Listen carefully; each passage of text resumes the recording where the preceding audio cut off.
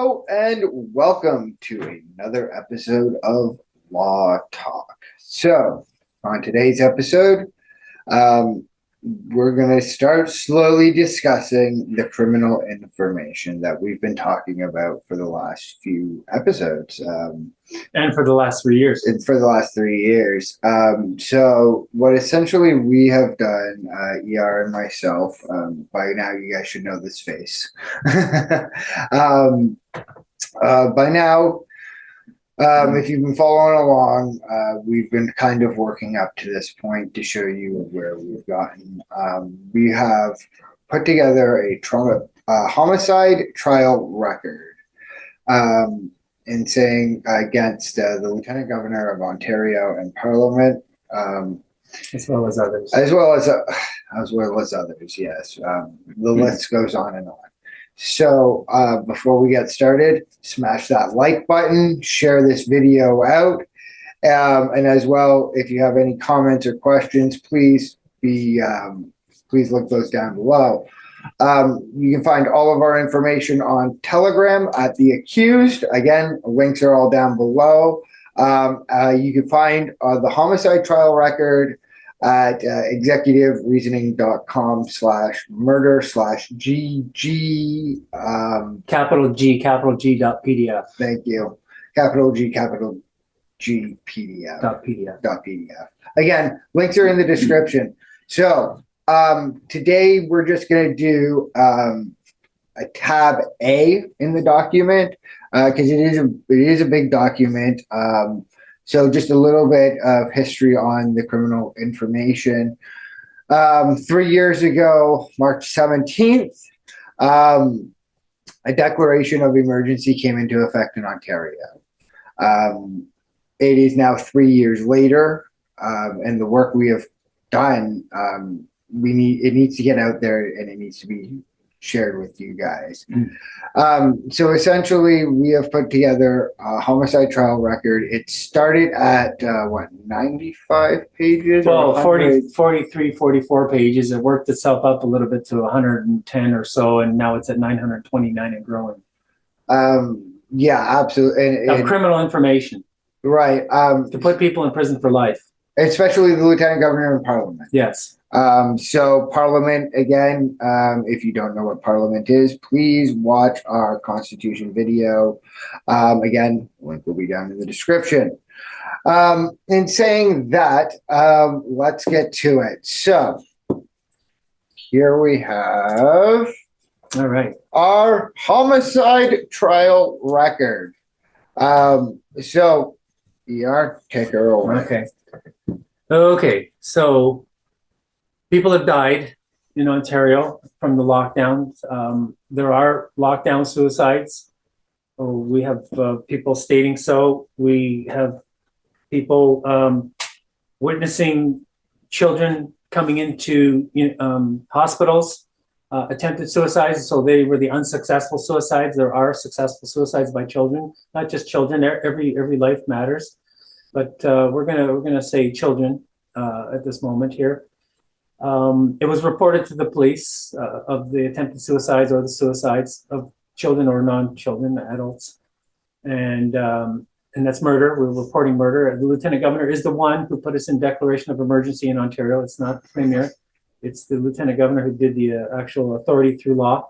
And we explained that in our Emergency Management and Civil Protection Act video. You guys can check that out. And so after talking numerous times to police officers and others, they would tell us, go file an information or go to the JP office or the intake office to file a private prosecution, for which it was closed and essential service was disrupted. So there's no way we could have done anything criminally against the Lieutenant Governor of Ontario or anybody.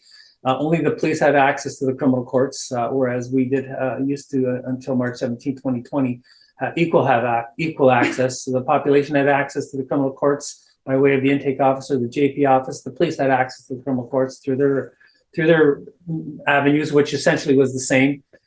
And so we've now come to a point where this has gotten so out of hand with the police assisting stores to get customers who are not wearing masks, although they're exempt, to leave grocery stores. That's the destruction of an identifiable group. That's genocide, refusing to allow people to buy food, etc. Even the Church of God people in Aylmer could not do grocery shopping in their own hometown, and so we've reported this to numerous police services across the province. Watch that in our case files video. Yeah. Again, links are in the description. Yeah. So let's go through tab A. So here because deaths occurred, and if there was a death in your business, there would be an immediate investigation and then a possible criminal charge. And in this particular case, we have a declaration of emergency with still no due process disclosure or information still to this day, 3 years. Nothing on paper proving SARS-CoV-2 or COVID-19 even exists, and no due process for loss of freedom. So deaths occurred. We're now talking about murder. We have here a homicide trial record. This is the equivalent of Romania, with Nicolae Ceausescu being charged and convicted on December 25th, 1989, for what he did. That was the president of Romania. And also, this is equivalent to Nuremberg 2.0, but it's the Ontario trials. For Ontario courts, Ontario criminal courts, using Ontario police, Ontario judges to put people in Ontario in prison for life. So just before we continue, I do want to point out that this documentation can easily be changed to suit any province and any territory throughout Canada. Yeah. So if you guys are looking to do something like this in your hometown or in your province, please drop us a comment down below. We'll do our best to get back to you as fast as we can. Carry on. Worldwide, even too, right? Okay, so what we have here is a consolidated criminal information. This is something that could have been supplied to a Justice of the Peace office, which was closed, for which we don't even know if going to the JP office is even the right thing now, only because judges who are experts in due process never once during 3 years since day one once said due process was violated. You can't just go around and do this. The police, the judges never once stood up yelling or informing police officers or the population that this was going on. Okay, we were the only ones, essentially. That's right.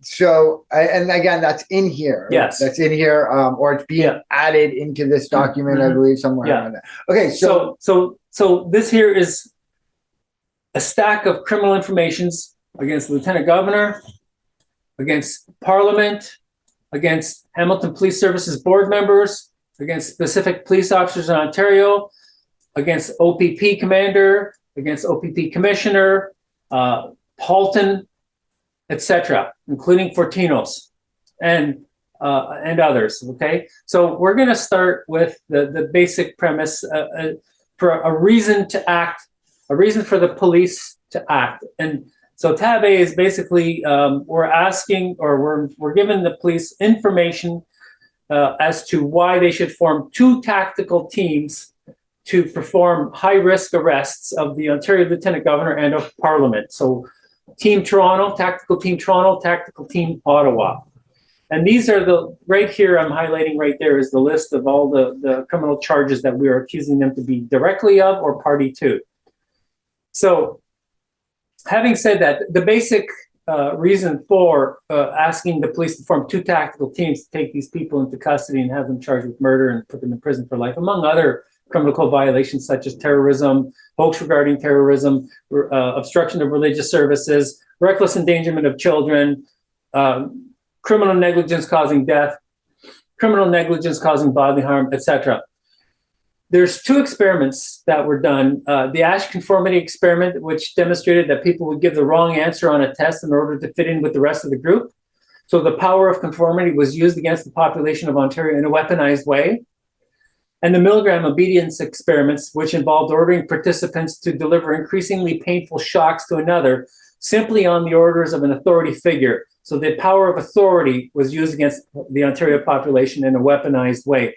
And again, not once since March 17, 2020 to this day, which is 3 years in after the first declaration of emergency, do we have any due process disclosure, information, proof, or evidence that SARS-CoV-2 or COVID-19 even exists anywhere in Ontario, Canada, or the earth. Okay? So we start off with the declaration of the emergency. It's three basic simple sentences, basically stating that there's COVID-19 and that could result in harm to persons, and that the criteria in section 7.0.1 bracket 3 have been satisfied, and now therefore there's an emergency in Ontario. So we get into all kinds of stuff here with regards to due process.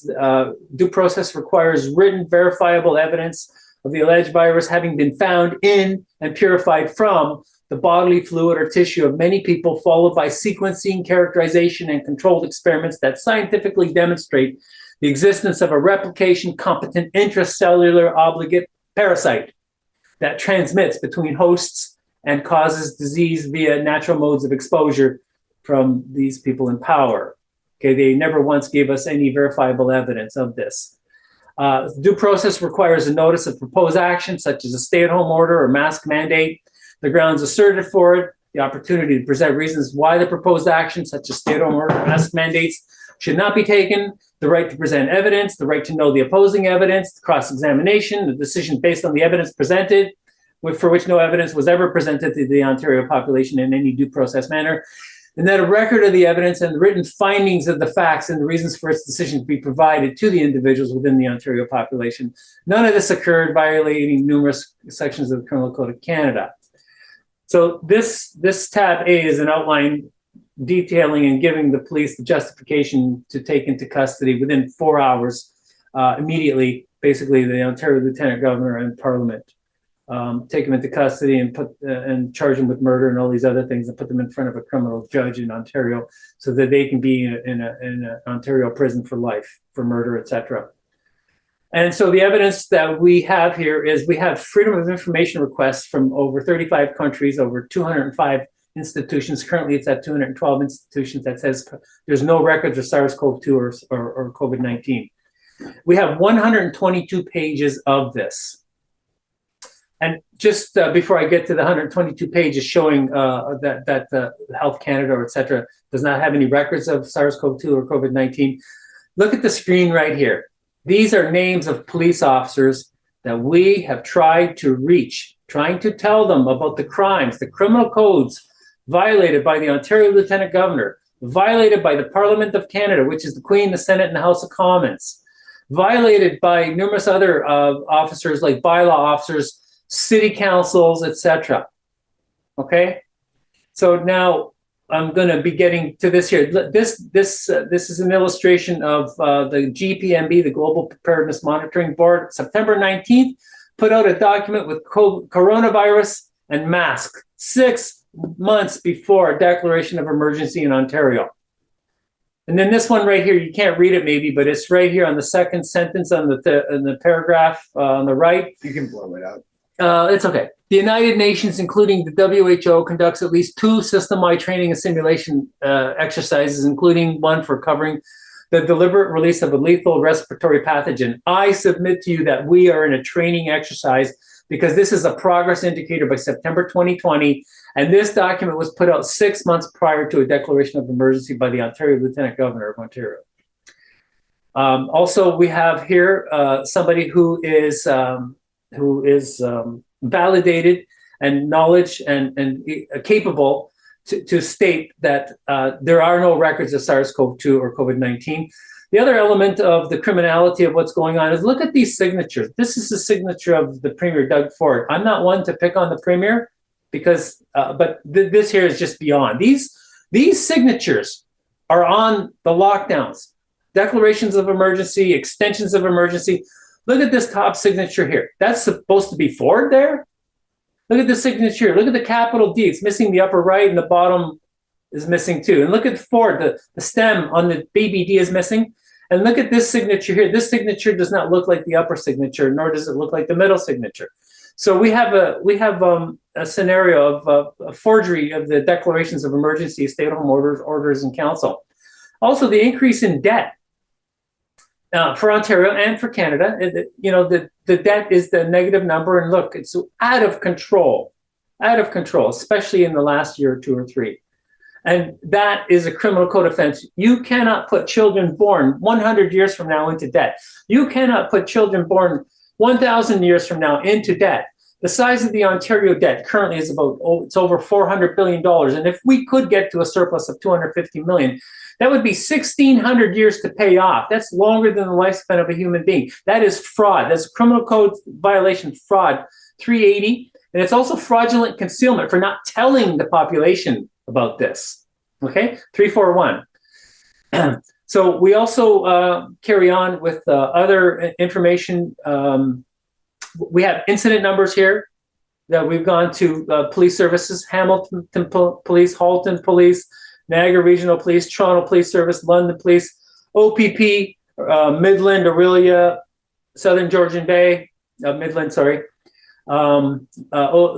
Burlington, London, Durham Police Service, all with criminal complaints detailing out right from day one. There's been no due process. The intake office at the Ontario Court of Justice is closed, meaning the population doesn't have access to the criminal courts as we did prior to March 17, 2020. So there's no equality and protection of the law as guaranteed in the Canadian Bill of Rights. And Parliament was supposed to ensure that. And Parliament is the Queen, the Senate, and the House of Commons. So those people disobeyed a statute, deaths occurred, and it becomes murder. So we need to be putting these people in prison through the police. Now, a lot of people will say, well, yeah, the police. If you do not report it to the police, you do not explain it to the police, then they can never act on it. What's your famous line there? If you the police you don't fix? Yeah, that's it. The police you don't fix is the police you get to keep. That's right. The police you don't fix is the police you get to keep because they're going to be here still, regardless of what do you think the police are, whether they're good or not. Okay? And so, and just to be clear, we're not really picking on the police. All we're just saying is, hey, officers, do your job. Do your job. You've done a really poor job. In fact, you've acted criminally, and we're gonna state so.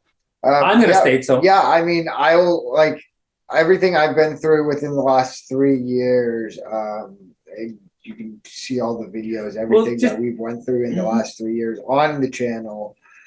We started out as a small little protest group, and we've grown out to we need to put people in prison. Yes. So, I mean, just the way it's written here is what we're saying. So the majority of police officers in Ontario have refused to take in a criminal information regarding terrorism by the Ontario Lieutenant Governor and Parliament. The majority of police officers in Ontario are behaving out of self-interest while discharging a public duty to keep one's job or other reasons. That's a criminal code offense, actually. It's breach of trust. The majority of police officers in Ontario have failed to safeguard fundamental rights and freedoms, as well as the Human Rights Code as per Section 1.2 of the Police Services Act, as well as Section 1.2 in the Schedule 1 of the Comprehensive Police Services Act. The commanding or ranking police officers across the province of Ontario have failed to ensure that police officers under their command enforce the criminal code against the Ontario Lieutenant Governor and Parliament.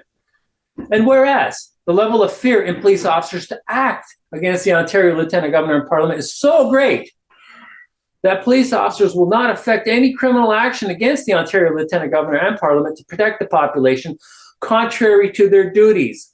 This level of power over the police requires the largest, safe, peaceful, protective, coordinated action by police against the Ontario Lieutenant Governor and Parliament forthwith to make arrests of all the accused in a single sweep. This may require several thousand police officers, and Ontario has about 25,000 sworn police officers.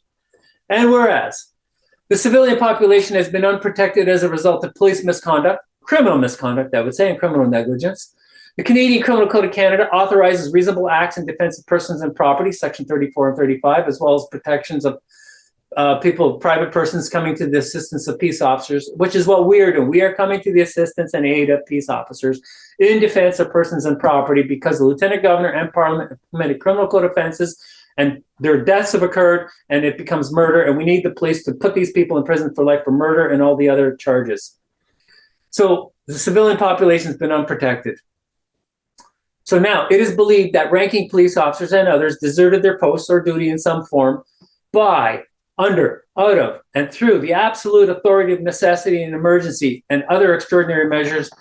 It has come to the point where private individuals such as us and others are duty bound to fill in the gap and act reasonably and responsibly by attending to police stations, coming to the assistance of peace officers, regarding crimes and of offenses against the laws of Canada and the laws enforced in Ontario, assisting to protect the community and following in the footsteps of Canadians before you and me who made sacrifices in the service of our country, demanding the urgent required accommodation as follows, and that would be as follows. Due to the exploitive nature of the Ash conformity and Milgram experiments, we require this urgent accommodation. Using the criminal information provided to the numerous police forces around the province of Ontario against the Ontario Lieutenant Governor and Parliament, the full power of all police officers in the province of Ontario, all municipal and all OPP officers, are to assemble and coordinate 2 tactical teams or units, Tactical Team Toronto and Tactical Team Ottawa. These 2 tactical teams are to forthwith, within 4 hours, coordinate to carry out the following actions. 1, immediately make preparations to effect high-risk arrests within 4 hours. 2, coordinate to safely take into custody the Ontario Lieutenant Governor and Parliament of Canada. And Parliament is defined in Section 17 of the 1867 Constitution Act as the Queen, the Senate, and the House of Commons. Queen is no longer with us, but the King should have been around also. Number 3, charge the Ontario Lieutenant Governor and Parliament with the crimes accused, hoax, murder, terrorism, torture, etc., within those police incident numbers. 4, participate in the criminal prosecution or the homicide trial of those taken into custody in the Ontario criminal courts. And I'm saying Ontario criminal courts, not Nuremberg, not US, not Germany, not anywhere. Ontario. And number 5, ensure the protection, completion, and success of the Ontario trials, which is the homicide trial in Ontario criminal courts, this is a murder trial. Number 6, restore confidence, peace, and security to the Ontario population, secure honest government. And number 7, very important here, identify corrupt justice system participants and effect immediate arrest as necessary. Ensure that a homicide trial or a murder trial is not defeated, perverted, obstructed, or interfered with by the Attorney General or any others, and immediately take into custody those who do so and charge them with obstructing justice, Section 139 of the Criminal Code, or any other relevant criminal code violations. Now, just so you know, on December 25th, 1989, the Romanian leader was arrested and tried for crimes committed in Romania. Nicolae Ceausescu was accused and convicted for the Ontario equivalent of as follows: subversion of state power by organizing against the people and state power, undermining the Ontario economy, drastically lowering living standards, extensive favoritism, essential versus non-essential service, civil unrest, and economic sabotage. You just change the word Ontario to Romania, and you've got what Nicolae Ceausescu would have been up against in Romania.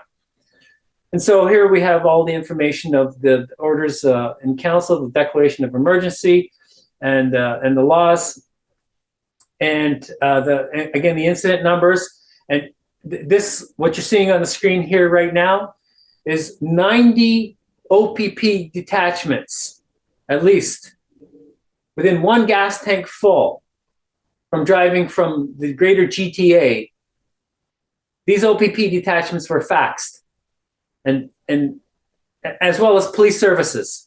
So here's the OPP, all of these OPP, Hamilton Police Service, numerous Niagara Falls, Niagara Regional, Waterloo, and all of these other police services here, police officers. These are names of police officers that we've tried to reach regarding the criminality. And here it shows right now, Toronto Police, they got no records of SARS-CoV-2. Hamilton Police, no records of SARS-CoV-2 or COVID-19. Here we have people dancing in hospitals. They may not be in Canada, but it's a worldwide thing that the hospitals were empty. People mocking with COVID-19 written at the body, dead body, like they're playing Titanic here. Isn't mocking a criminal code offense? Well, that would be an indignity to a dead body. Like whether it's a dead body in that case or not, or it doesn't really matter. An indignity is an indignity to a dead body. You don't have to. Right, but like, let's say there is actually no dead body in that thing. Okay, so I'll give you an example here in Hamilton. Here in Hamilton in 1993 or so, there was a guy who urinated on a tombstone. Okay. Okay. Yep. That was not an indignity to a dead body per se. The urine did not touch the dead body. Yeah. It was a gravestone. Supreme Court upheld. An indignity is an indignity. You do not need to touch a dead body for there to be an indignity. Okay. So for all the Canadian forces and other people who died in the service protecting Canadians, who died for us. It's an indignity to every one of those people who died for us, protecting our freedoms. And that is a criminal code offense, section 182, indignity to a dead body. It's a criminal code offense, and that's the Lieutenant Governor of Ontario and Parliament did also commit an indignity to dead bodies, as well as riot, because they tumultuously disturbed the peace. Okay, so just before we continue on, all those pictures, all this is doing is just kind of setting up a precedent, is setting the justification justification for police to form two tactical teams, one for Toronto, one for Ottawa, to take these people and charge them and put them in prison for life. And that's all it is. Murder. Whether people died. Whether it happened in Canada, whether these were taken in Canada, you can't prove that. Well, we know, we've heard by numerous people that these hospitals were empty at the beginning of the so-called declaration of emergency. Right. So I just wanted a little disclaimer there. So this here is the first page of an order in council. Just look at the signature of Doug Ford here, right here. Just look at that. That is not a proper signature. That requires questioning. We've asked the police to question the Ontario Lieutenant Governor on the authenticity. We haven't heard back, so we were accusing the police of obstructing justice. Over here, you see the signature of the clerk of the cabinet, the chair of cabinet. We can't even tell. Is that a chicken scratch or did a baby sign that? Yeah, you can't. Right, you can't even tell that. And then, so this is typical order in council. This is what put us in lockdown, stay-at-home orders, COVID measures. Okay, here's another one. Look at Doug Ford's signature. This is the second declaration, right? I'm not sure exactly which document this is from, but this is the kind of signatures that put us in lockdown, that caused people to not be able to go to stores and buy food, or that forced people to wear masks, or got people to lose their jobs. Okay? And so here we have some more signatures. These are just outrageous signatures on the orders in council. So this is the important point right here. Schedule 5, we have no records of SARS-CoV-2. So from this point on, we got 122 pages. Alberta, no records of SARS-CoV-2. Another institution in Alberta, no records of SARS-CoV-2. Aylmer Police, no records of SARS-CoV-2. Another Aylmer Police, no records of SARS-CoV-2. Again, just before we continue, why would Aylmer Police have records of SARS-CoV-2? Well, because the person who was asking for proof that SARS-CoV-2 exists went everywhere. And these people responded saying, we don't have any records. So, but I mean, I don't think the police would ever have records of that. It doesn't matter. This just goes to show the police don't have records. Ontario Public Health doesn't have records. Health Canada doesn't have records. Alberta Health doesn't have records. Toronto Health Unit doesn't have records. McMaster University Health Hospital doesn't have records. Nobody has records. Okay, so no, I just wanted to clarify that, because to me, it wouldn't make sense for the police to even get records in the first place. Like, well, they should have got something. Why do you say that? Well, because that would be part of due process. Okay. Yeah, okay. That would be part of due process. Right. I guess it would have to be the proof that this exists. That this exists. And the reason for the measures. Okay, yeah, that's what I was getting at. Yeah, that's what I was getting at. So here we have another one. I can't tell who this is from. This would be Calgary Police Service. Here's another one. Durham Region. Durham Region has no records of SARS-CoV-2 or COVID-19. Grey Bruce Health has no records. Another one probably by Grey Bruce Health. This one here, Public Health. I can't see. Peterborough, it looks like. Okay. Halton Region has no records of SARS-CoV-2. Hamilton Police again. Hastings, Prince Edward, wherever that is, that's Belleville. Belleville has Public Health, has no records of SARS-CoV-2. Health Canada has no records of SARS-CoV-2 or COVID-19. This one here is, I can't tell who that is. Hang on, go back up. Let me see. No, okay. I can't tell. We can't tell. Yeah. Okay. McMaster University, no records of SARS-CoV-2. They have a hospital there. Yep. Sinai Health has no records. That would be on University Avenue. Yeah. No records. Sinai Health, no records. Niagara Regional Police, no records. So these people are acting, enforcing measures. where they don't even have records of what Right, they're enforcing right. They enforced the measures without proof that it even exists. right, which is criminal. Yeah, Right. that's a hoax. That is a hoax. It's disobeying a statute. Yes. Going against the Canadian. The Bill of National Rights. Research Council Canada has no records. Ontario Ministry of Long-Term Care, Ontario, no records. Ontario Ministry of Solicitor General, no records. So there's no record. No records. Okay. Here we got Deputy Chief of Police, Peterborough Police, no records. Peterborough Public Health, no records. Peterborough Police, again, no records. Public Health Agency of Canada, no records. Another one, a different time, no records. I can't tell who this is from exactly, but no records. It's in Toronto. Here's another one. It's somewhere here, but we're trying to go through this fairly quickly. No records. Region Appeal, no records. Toronto Police Service, no records. Another Toronto Police Service, no records. Toronto City Hall, no records. City Clerk, Toronto. Out of everywhere, I think the City Hall should have it. Right? Well, like they have a health department. Well, not only that, they were the ones who put the mandates in the bylaws. Yeah, the bylaw, the mask bylaws. In effect. Yeah. So I mean, The University of Ottawa, no records. Sunnybrook Health Sciences Center, no records. I mean, come on, guys. Again, Sunnybrook Health Sciences. Here's another one. Sunnybrook. Sunnybrook. Vice President of Finance and Resources. Saskatoon, Saskatchewan, no records. Royal Canadian Mounted Police, no records.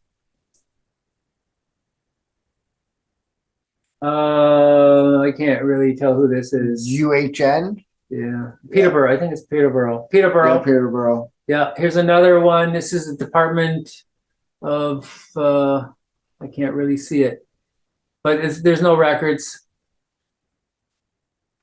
Yeah, I can't tell which department of the government of Canada that is.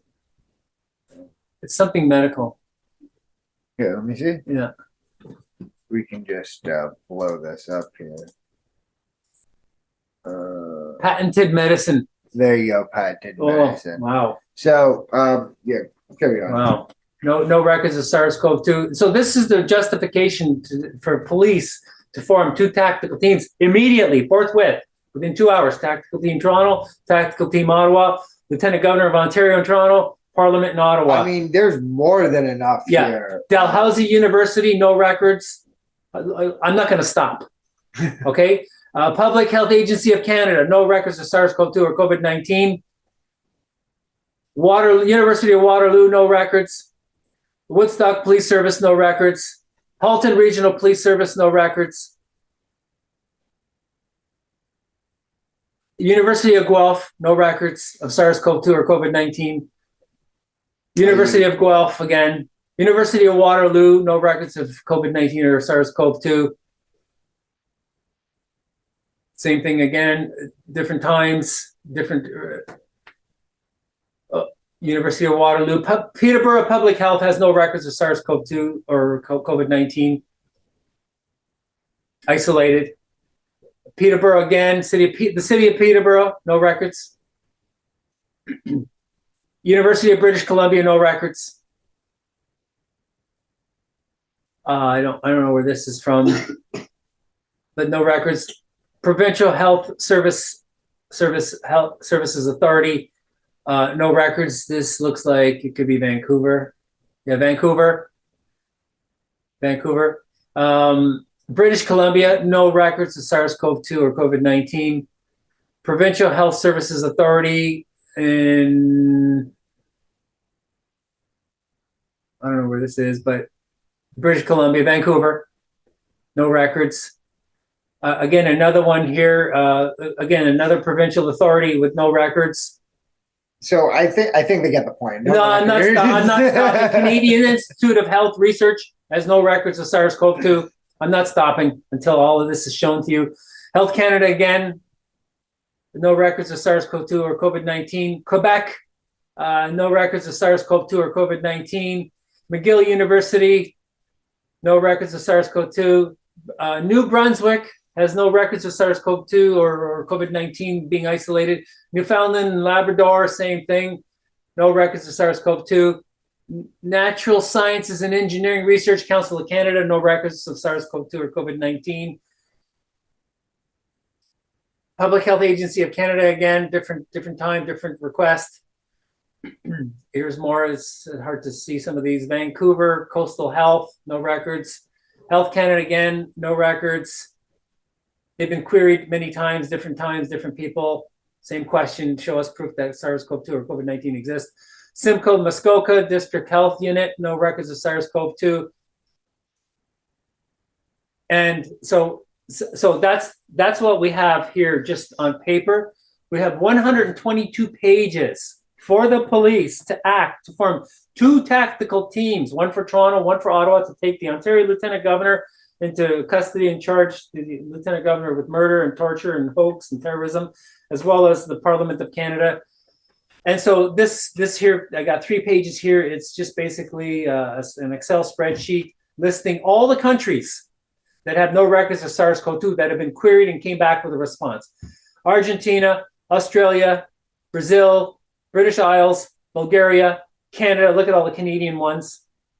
Czech Republic, Denmark, England, Europe, Italy, Japan, Lithuania, Netherlands, New Zealand, Norway, Philippines, Portugal, Republic of Bulgaria, Colombia, Ireland, Serbia, South Africa, Romania, Scotland, Slovenia, Spain, Sweden, Switzerland, Taiwan, Ukraine, United Kingdom. All have no records of SARS-CoV-2. It's a worldwide hoax. And so this is the justification for police. There's more. United Kingdom, United States, Uruguay, and Wales. Okay, have no records of SARS-CoV-2. And that's tab A. That's the reason for police to form 2 tactical teams to take into custody and charge with murder, to put in prison for life, the Ontario Lieutenant Governor and Parliament. And then you have it, tab A. Tab A, that's tab A. Tab A. Tab B is the Ontario Lieutenant Governor, how the Ontario Lieutenant Governor committed the criminal code violations. Tab C is Parliament. Tab D, I can't remember exactly, but we also have police officers. We have got OPP officers. We have OPP detachments. We have police services that we've reported to the police department. Yeah, and that's all under the Hamilton Freedom Movement Yep. case files. If you want to see any of those incident numbers that that are in this document, majority of them are on there. There's still lots more to come. And if you're saying, well, you report this to the police are not going to arrest themselves. Police arrest police officers. We have in the world, 1989, the system took the president, put him in front of a newly formed criminal court, and the judges in that criminal court were the judges in the oppressive regime to put punishment upon the president of Romania back in 1989. So we go to the police department to report the crimes. We get the police officers to hopefully do their jobs, and we need this in front of a detective to determine arrest or no arrest.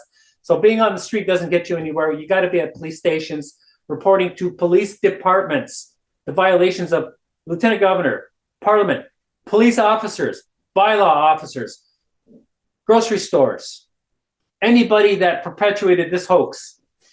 So now's your time, guys. Deaths occurred, murder. So in saying that, post your comments down below. We will do our best to get back to you on them. So if you have any questions about this, we're here to help you. We need you to go to the police station. That's right. Not to sit around and just watch the video and share it. Right. Although that does help. That definitely helps. Yes. Please, because this information that we are providing can be generally used around the world, throughout Canada, definitely throughout Canada. So in saying that, please like, share, subscribe, and stay tuned for tab B.